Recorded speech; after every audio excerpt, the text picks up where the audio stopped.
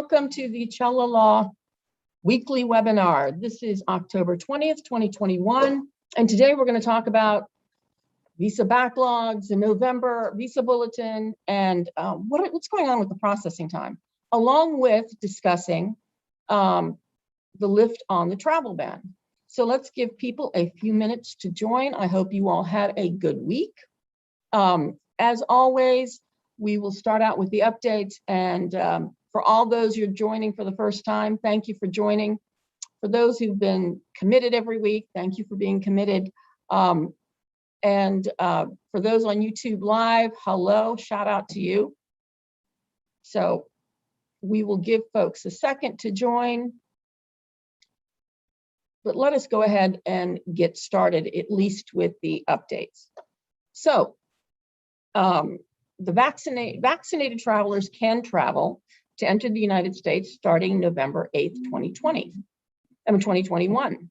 The COVID visitors travel ban will be lifted for international visitors, including China, Brazil, Europe, India, where the travel ban has been suspended for months. Negative COVID tests will be required. Restrictions will be also lifted at the land borders and ferry crossings with Canada and Mexico for fully vaccinated foreign nationals. Negative COVID tests are not required for land crossings. This is really good if you are thinking of processing your visa in Mexico. Now that the travel ban is lifting, that is a possibility that you can secure.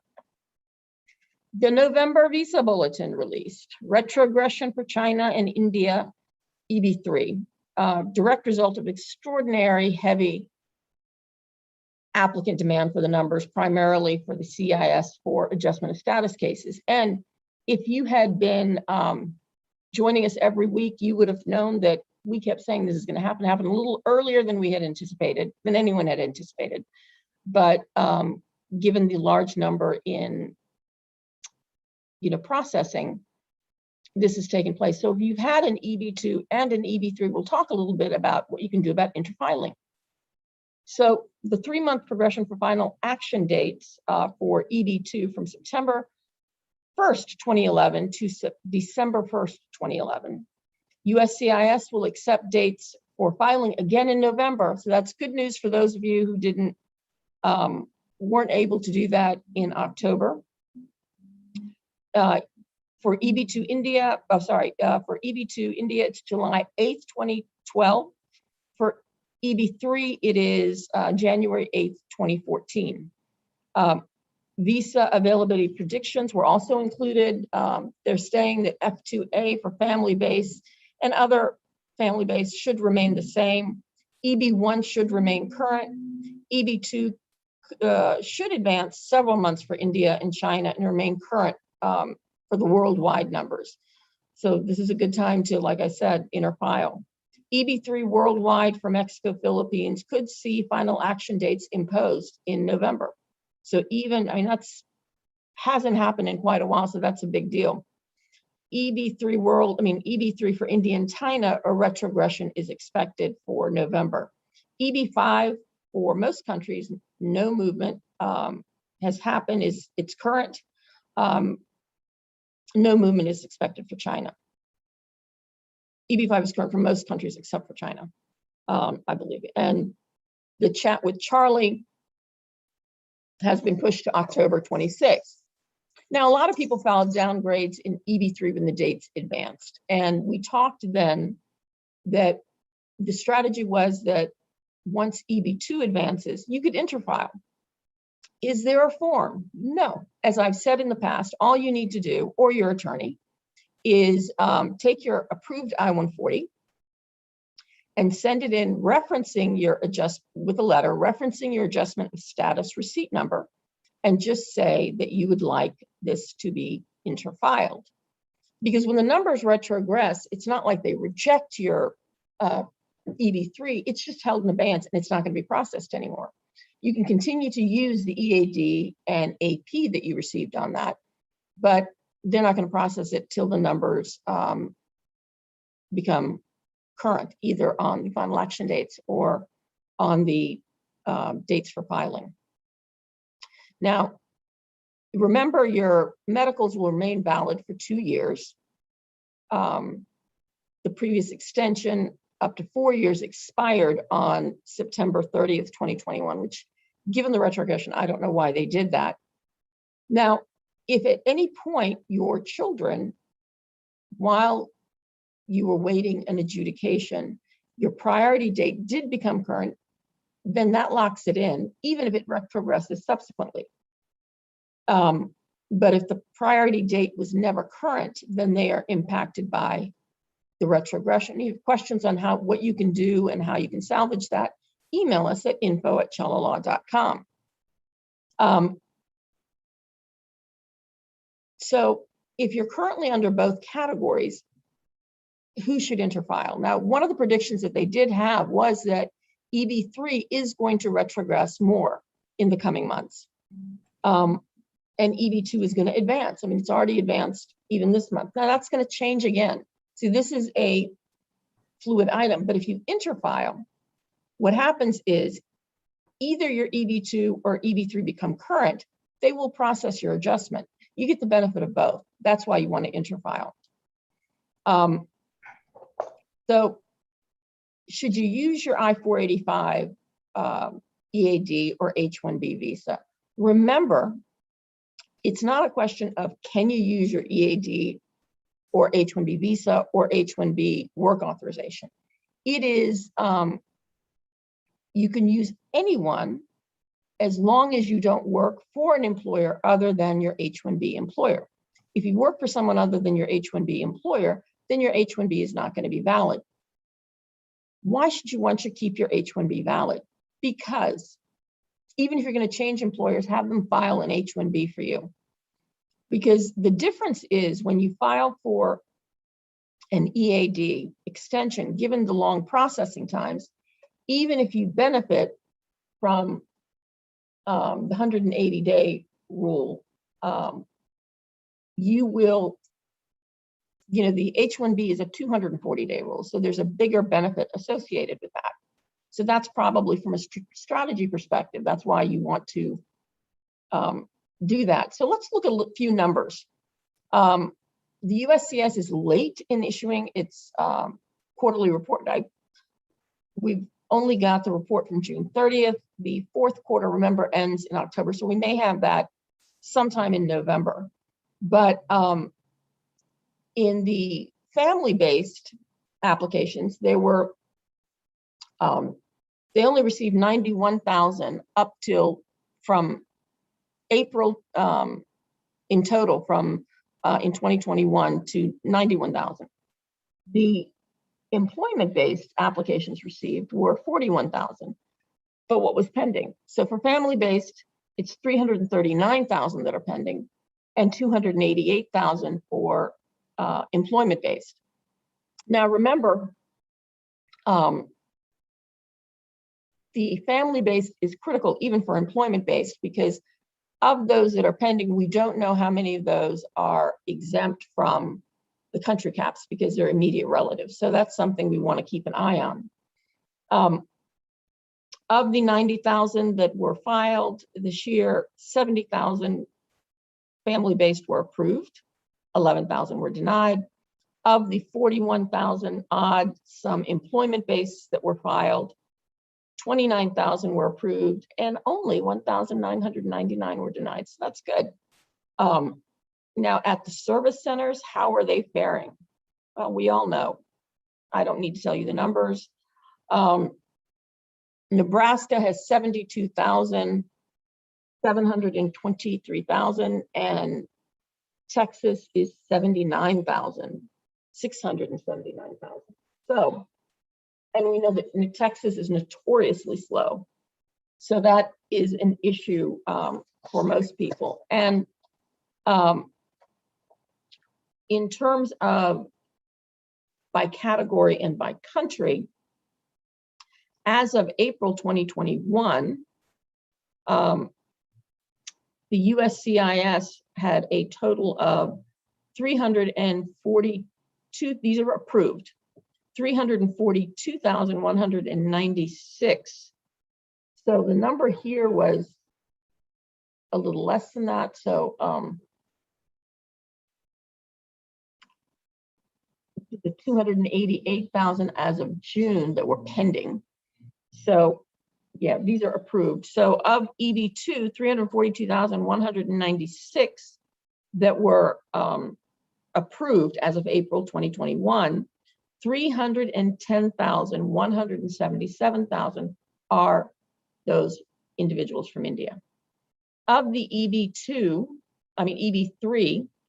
77,589,000 were approved. And of those, 70,000 are from India. So these are some really interesting data. And it's data that I'm going to be sending to the team that's looking at this from a congressional perspective. There is funding for the USCIS in the bills that are outlined. It's cut from what President Biden wanted, but it's still 300 and some odd $1,000. Let me see if I can get the number exactly.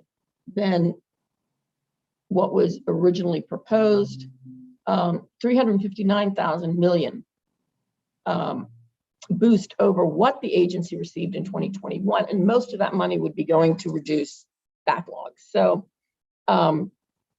let's see how it goes. It is still hard to predict. It's a moving target, but this is a good time for me to remind you, if you have not joined us on social media, I request that you do that so that you can get the latest updates as and when we receive them.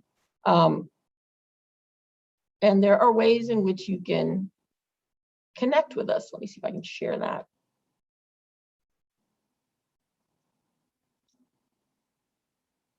Here we go. And then I forgot. I think it's because it's, can you all see it? Because it's, I've got multiple, I may have to. Here we go. So there are many ways to connect with us. We've got this Telegram group, Clarity for Hum. So I would really encourage you to join us on that. This is a community of people who are going through the process just like you. And what's great about that is that I can't see my mouse.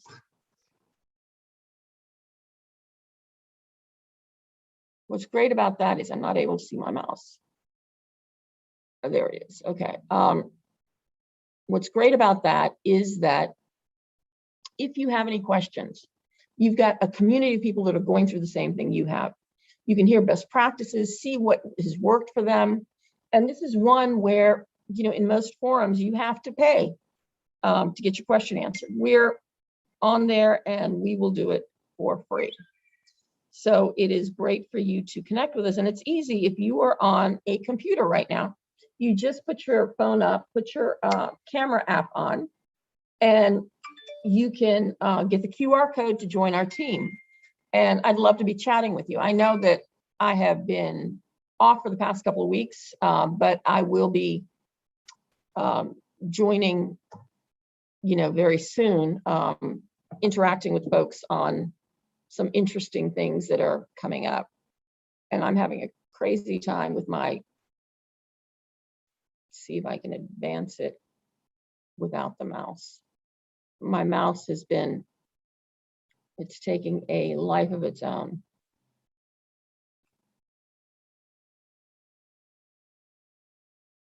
You can see it's moving, but I'm not the one moving it. So let's forget about that. Kara will put the links in the, she'll put the links in our chat so you can join there. You can join us on whether it's here or, there we go. Do I have the mouse working here?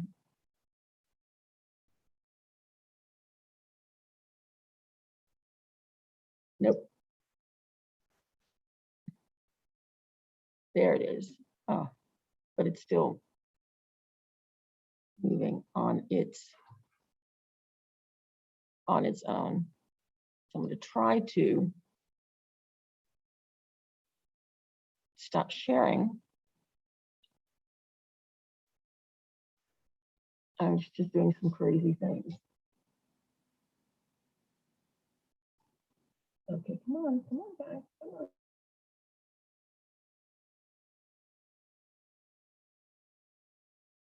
Take control of this and stop the sharing.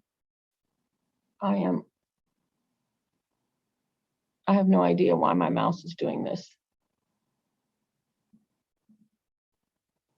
But we can get ready for Q&A.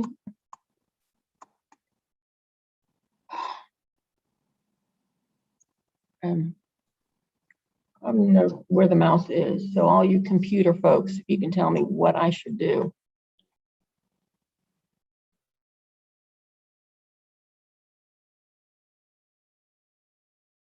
Hi, good afternoon, everybody. And Baker, you want to join? And I'm here. I'm not sure if my not mouse, able to do if you're anything on this. If you're using an external mouse, maybe you want to disconnect that and just use the pad, the touch pad, and see if it makes any difference. I have lost control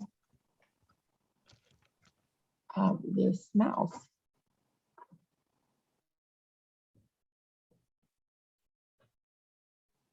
And okay, let's do Q&A while maybe if I stop fiddling with it for a second, it'll be okay. Okay, good afternoon, everybody. Thank you for joining us. Shaker, are you joining? I'm here. He's on there. I don't know if anybody. Huh? Oh, he is? And look, it just hit a black screen.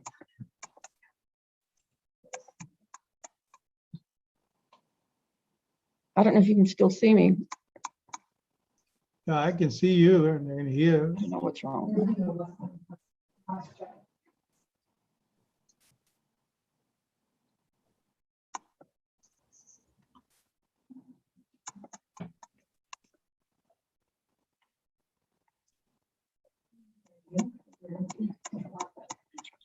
I can't hear anyone.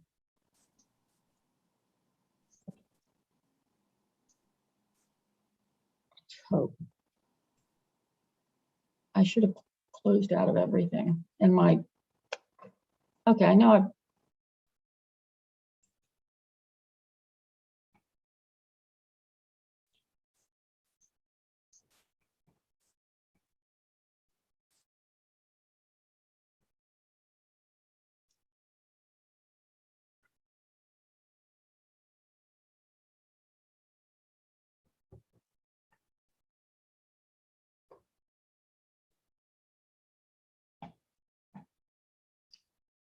Thank you, Peter. I hope you're doing well. We've been here, missed a couple of webinars, but she has no sound right now. she has no sound. Well, sorry, folks. I think your attorney has some technology issues, so she's. I'm going to go see if I can help her out, but hang on right there. I'll be right back.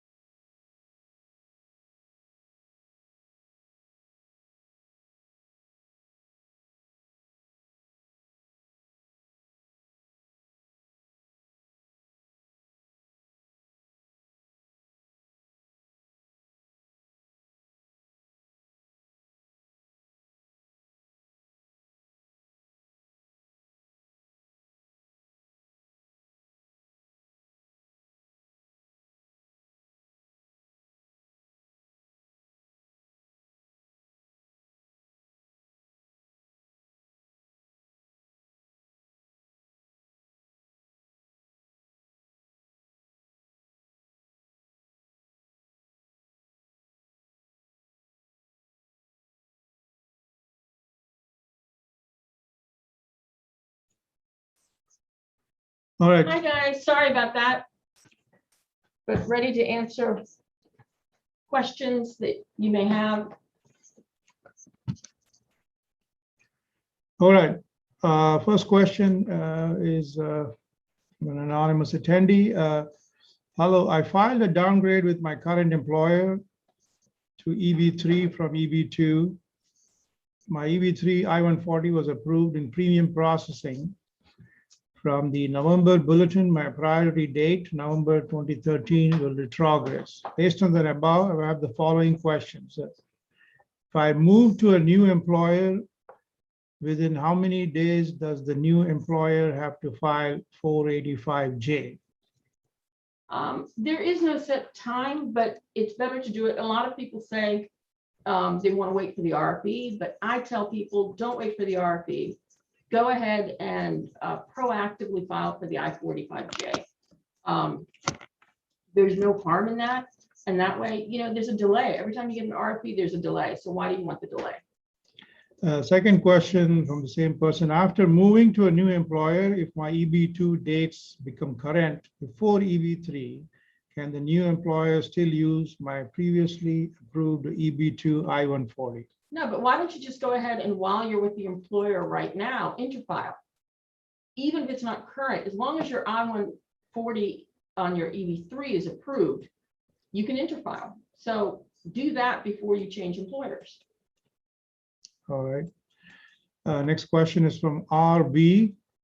Hi, Lakshmi. My question is about interfiling. If I use my downgraded EB3 EAD or AP, can I still interfile to EB2?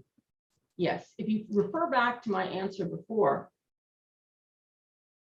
whether you use your EAD or H-1B doesn't affect your adjustment of status. The only thing it impacts is if you work for an employer other than your H-1B employer, then your H-1B status can be impacted, and that can be problematic.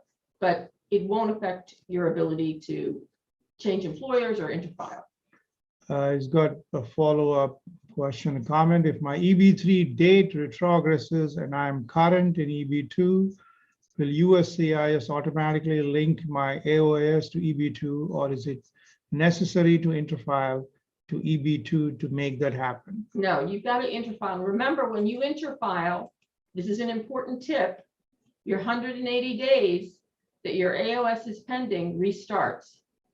So when you interfile, remember your I-140 has got to be approved, AOS has got to be pending for 180 days, and you've got to work for same and similar employment to port. So even though your I-140 on your EB3 was pending, I mean, the AOS was pending pursuant to your EB3 I-140, if you interfile, that time clock starts ticking again. So you have to wait 180 days before you can change employers. I think this next person was trying to give us a tip about your issue. Maybe just disconnect the small USB plug. We'll try that. Thank you. Next one from another AA. My PD March 2014 never become current. EB3 downgraded, filed and received EAD AP for me, my wife and son 16 years old. If I or my family member use EAD for employment or AP for travel, will I be considered as married to EB3? And No. never interfile to EB2 if that becomes current. Heard this from other attorney, just want to clarify. No. All right, I think that was just straight a simple answer there. The next one is, hi ma'am, quick question. EB2 to EB3 downgrade is the amendment type. If the EB3 downgrade I-140 is denied due to ability to pay, an employer is not willing to file MTR, then do I lose the original EB2 I-140 as well? You have to refile, yes, because it's an amendment versus a new petition. That's why I told everyone file a new, don't amend. All right, next one from an AA. My wife is working on 485 EAD. My concurrently filed I-140 is pending for last 1 year. We are planning to file H1 and H4 extension. Should she stop working on receipt of H4 or approval to get back to H4 status from 485 EAD status. Well, yeah, for the H4s, it's less relevant, but you always want to maintain a non-immigrant underlying status with your AOS, just for flexibility's sake. So, you can file for that now, but there's no harm in her using her AOS EAD. There's no issue with that. Okay, next one from Karthik Rajashekaran. Filed a 485 with employer A on Eb2 Eb3 downgrade, and Eb3 I-140 is approved and crossed 180 days of 485 pending. Also, Eb2 I-140 approved for more than 180 days from its approved date. Joined employer B on AC21 with 485J. When Eb2 moves faster, can I interfile to Eb2 from Eb3 at my new employer B? Email me on that. I think there is a recent update on that issue. I believe that you've got to, previously it was you had to do it while you were with your previous employer, but follow up with us on info@cellolaw.com. And for those of you other people who want that answer, we'll make sure we post that on the Telegram group. So make sure you look at the links Kara set up and join our Telegram group. Next one from Gopal Arthanari. Hi, Mrs. Challa. Thank you for your service to our community. My priority date, October 21st, 2011, is final action current on both EB3 and EB2 as per November visa bulletin. I have applied 485 on EB3 downgrade new on October 2020 and still waiting for the EB3 I-140 to be approved. My question is, what's the best approach to get GC? Doing another new 485 under EB2, requesting interfiling, or do nothing and wait for EB3 I-140 to be approved, as my dates are current on EB3 also. Right.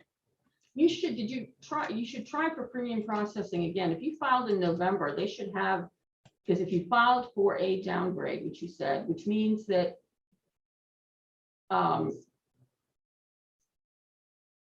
you filed without a perm, so the USCIS would have had to request a perm from DOL. They should have had that by now. So request it, an upgrade, and see what happens. All right, next one from an AA. I have a question. I have PD of May 2012 EB2 from my prior employer. I joined the new employer in January 2021, and my new employer did not educate me that new EB2 perm can be used for EB3. Thus, I applied for EB3 perm since EB3 was current at that time. And now with EB3 retrogression, I'm stuck since I have to apply for I485, 480, I140 rather, as well, since my perm approval is pending, applied in May 2021. What are my options now? Can I get my I-140 approved in premium and then apply for upgrade if my dates for EB3 do not become current and EB2 dates are current? Now, you said your perm is pending. So if your perm is pending, I don't understand about what EB2 you filed, but here are the options. If you do not have an approved perm, once your perm is approved, for most people, you can file EB2 and EB3 at the same time, and you can file premium processing. Why can you do it that way? Because at least either the I-130 EB3 or EB2 will have the original perm. And when you file both those simultaneously, the USCIS already has the original perm, so they will adjudicate both the EB2 and EB3. If you have already filed a perm and it is not, you filed under EB3, what you can do is now file under EB2 with that same perm. He's just, I think, a couple of comments, questions. How many months do I have to wait for the EB2 upgrade? And then also, do you think I have a chance for EB3 dates to be current this fiscal year since my PD is May 2012, which is just 4 months from the final action date for EB3? Yeah, yeah, they said it will retrogress at the end of this year and it should stabilize mid-year. So it may happen, but in the interim, file the EB2, guys. If you've got a chance, make sure you've got 2 tracks to get your green card. Yes, I know it's a little more expense, but if I were you, that's what I would do. I would do everything to make sure that I increased my chances as much as I possibly can. So This is very important, even if it costs a little bit more, whether you hire us or anybody else, just do it. You never know, right? So take that advice from personal experience. Next one from another AA. Can I have 2 EADs, one from my I485 as primary and another from I485 as derivative? If yes, does it matter which one I use for EAD AP purposes? it doesn't, but it only matters for if you are on an underlying H-1B, as I stated earlier. So that would be the only issue that you would need to review and look at. Next question. Do you accept cases for renewal of EAD AP employment based if I am not your current client for AOS, which I filed in October 2020 with another attorney? I don't want to use my current attorney who filed AOS for renewal of EAD AP. Have sent email to Kara, but it followed by no response yet, so wanted to check. Right, so Kara was out for a few days celebrating her 10th anniversary. So I'm sure she will respond to you today. And yes, we are happy to assist you with your EAD, AP, or any of your immigration needs. Just trying to reach the folks on YouTube, just in case if you didn't realize we are back from the technical snag. So if you have a question, just let us know. Next one, my kid is a US citizen. He's 11 years old now. By what time he can sponsor me? I have PD as March 2020 in EB3, so no hopes on it. So please advise. 2020, yeah. Well, your US citizen son or daughter has to be 21 before they can sponsor you. And then there are issues of, you know, the 820, I mean, the support documents shouldn't be much of an issue because you're working. They still have to file the affidavit of support, but since you're working in the United States, especially if you've worked here for a certain period, there are ways to get around that. So 21. 10 more years. So the other thing you can do is, even if you're 2020, EB5, this is the time to file for an EB5. You know, India, I mean, all countries are current except for, I think, China. I'm not sure about Vietnam, but if you're Indian, it's current now. And you can file a direct with certain regional centers now. We had gone over that in a YouTube presentation that we had, and I'm sure Carol will put up the link. There are ways you can do that, and because the EB5 regional pilot program is held in abeyance, and they usually don't get a large number of direct EB5s. This is a way in which the direct EB5 can get processed, and you know, you could probably get it much quicker going this way. If you need some information about this, look at our YouTube video and contact us at info@chalala.com. You know, I just want to add what Lakshmi had said. There is this appeal that is pending, right? So right now the investment is at 500,000 as opposed to 900 when it was increased last November 2019. So the government of the United States appealed that reversal So we are waiting, everybody's waiting for that appeal, the verdict, the outcome. While the outcome is not there yet, it is still 500,000. So we never know when the appeal will come. If the government wins, it'll go back to 900. If the government loses, it'll stay at 500. But the point is, if you have the resources, you want to do it, just let us know. Yeah, and you can do it through a loan, a gift. You can do it money from the US. You can do it from money abroad. You can have some money from multiple people, multiple mechanisms. So if you've got a house, you can, use the equity on your home. There are a number of things that you can do to,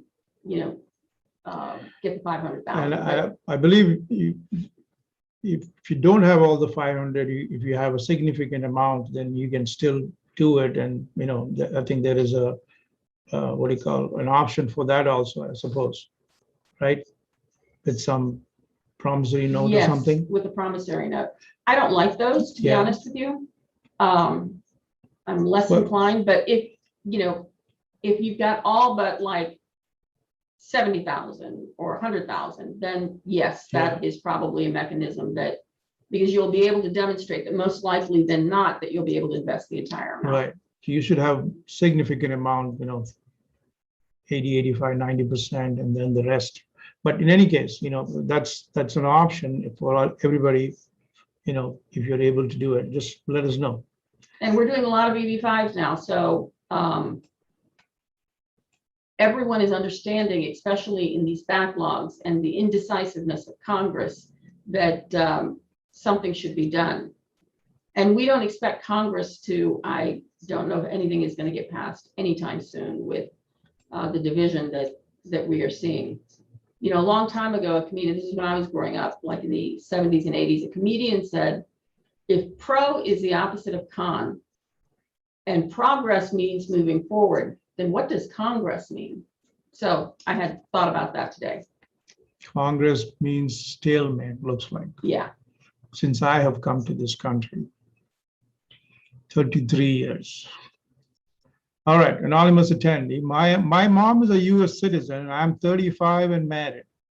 Can she sponsor me in any way? How long does it take for me to get GC, India born? Yeah, I don't know off the top of my head what the priority rate date is for married sons and daughters of US citizens, but yes, she can. All right, question from YouTube. Welcome, guys, girls, everybody from YouTube. Can we do 2 H-1B amendments with same employer at the same time? Yes. I don't know why you'd have to do 2. You can, if it's for 2 locations, usually you do an amendment because of you're moving to a geographic location. You can file that one amendment with 2 LCAs. All right, Karthik Rajshekharan is back. If you have contacts at USCIS Immigration Office or Chinese attorney who has done for Chinese immigrants, who has downgraded Eb2 to Eb3 and moved to new employer, and then interfile to Eb2 at new employer, this will help a lot of Indians who are stuck and are worried a lot. Thanks. I don't know what the question is. I think he said, if- if you have contacts at USCIS Immigration of a Chinese attorney who has done Chinese immigrants downgrade, move to new employer, and then interfile to EB2 at new employer, this will help a lot of who are stuck and are worried a lot. That concept of, I think they have done, looks like, the Chinese attorneys. Oh, you mean back in the day when there was backlogs and there was a lawsuit and there was a lot of push to get this corrected. Karthik, you can answer in the chat. Or that- email us, Karthik. I'd love to hear from you. Yeah, You bring up an interesting point. all right. The next one is from an anonymous attorney. Can I file I-140 under EB2 even though I have EB3 perm approved? Perm takes 6 to 8 months to approve, plus PWD takes another 8 months if I have to file another perm under EB2. It depends on what the requirements are for the position. Most EB2 perms qualify for EB3. Not all EB3s qualify for EB2. So I would need to see what the requirements are, education and experience. There's the concept of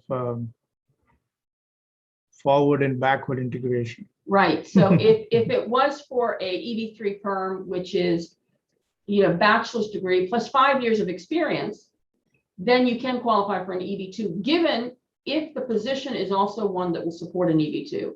So it's hard for me to answer that in the vacuum, but you can email us and I'll let you know. info@cellolaw.com. There's a question on EB5 from an anonymous attendee. 500,000 cash is enough? More than that? If I do it, then do I get GC in less than 6 months? I'm ready for it. Can your law firm help so can contact you offline? Thank you. Right. No, we can. It's not going to take it's going to take more than 6 months. Right now, the processing time is about 24 months. But remember, Congress is committing to fund the USCIS 359 million more so that they'll process more. Also, there have been less applications received for EB5 than there have been in the past because of the halt of the pilot program. They're not even working on those petitions anymore. So what does that mean? That means that 24-month processing time could be very short. So this is the time to, invest. And the investment into the project is 500,000, but some some regional centers have some administrative fees because there's a lot of documentation that they have to provide an administrative side to the USCIS, and of course their attorney's fees. Yeah, so although it's taking 24 months now, if you're here, I'm assuming that the person, you are in the United States, you're on a valid visa. So let's say H-1B visa. So you'll continue to be on that visa while this application is underway, and in 2 years you adjust your status. My prediction is that processing time for EB5 will improve tremendously. Yeah. So send us an email, info@cellolaw.com. I'll be glad to talk to you. Next one from another AA. I have valid H1, but dependent H4 is still in processing for almost 1 year. We all have AP from downgrade EB3. If the borders open next month, can we travel to Canada using AP? Should I need to inform my company attorney to use AP? No, you don't. You can use AP, go to Canada, process the H4 and come back. And I think we'll probably try to invite them now that we know either next week or the week after, the company that assists people with processing in Mexico. I think it'll be a good time as in November, the numbers open up. All right, next one from Gopal Arthanari, he's back. Follow-up question, PD October 2011. Tried 140 PP and rejected once a month ago. So I was asking if filing another 485 or doing an interfile would help to get GC, as that eliminates the wait on I-140 EB3 to be approved. Yeah, you can also try one more time. Yes, you can do that. So try one more time in getting the premium processing approved. And if it's not approved, then go ahead and file a new I-140 485. And that's all for the questions and from YouTube. Thank you very much for joining. Sorry for the technical snafu. We will do better. Technology is not something you can control. But join us next week. Please make sure that if you haven't, join us on Telegram. Look at our YouTube videos. I'll be taping a few today. Like, subscribe, share our webinar with your friends. I would really appreciate it. A lot of you have sent us emails in appreciation of what we've done. And that's the one thing you can do for us is get the word out. I would truly appreciate that. We want to thank Kara and my team for putting this together. Want to thank my moderator, and I will see you next week. Thank you all. Have a Stay good safe. week. Take care.